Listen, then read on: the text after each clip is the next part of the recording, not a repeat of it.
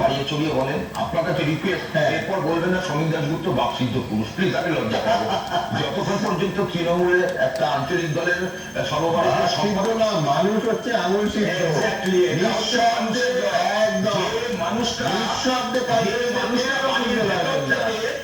Bullet proof গাড়িতে ওঠে আর বাড়ির ভেতরে ঢুকে নামে, যেভাবে প্ররোচনা দিয়েছে, যে উত্তেজনা নিয়ে করছে, আমার কতগুলো আবেদন আছে।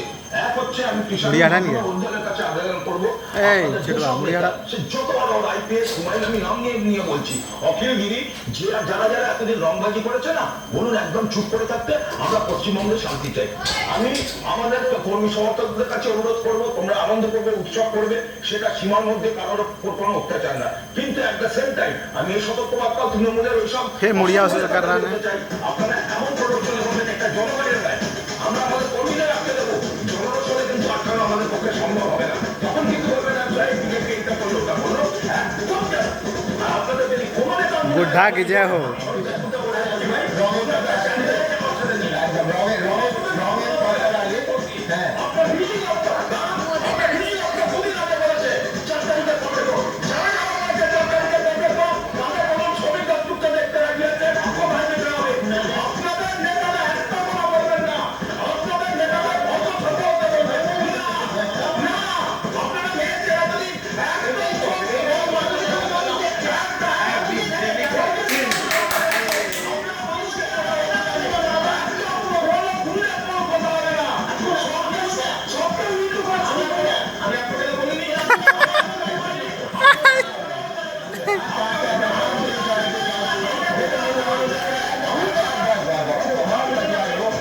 भवानीपुर से जीत गए दीदी, ये सब कॉलेज वाला वोट जीता है सब भवानीपुर से।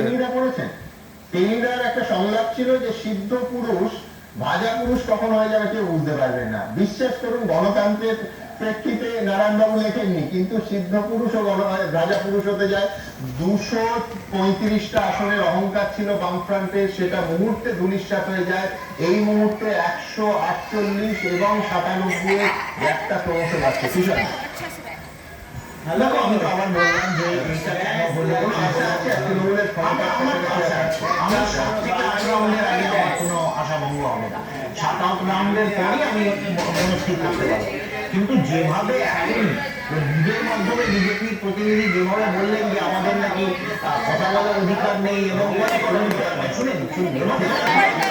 साला सनातन को खत्म करना इतना सस्ता है रे। पलटना दरकार चाहे बीजेपी सरकार, सनातन को खत्म करना तो सस्ता है।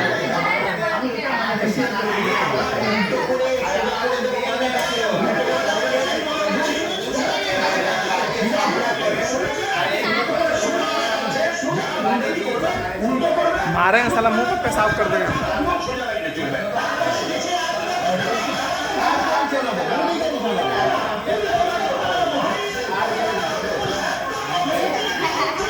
जय शिव सर्वशक्ति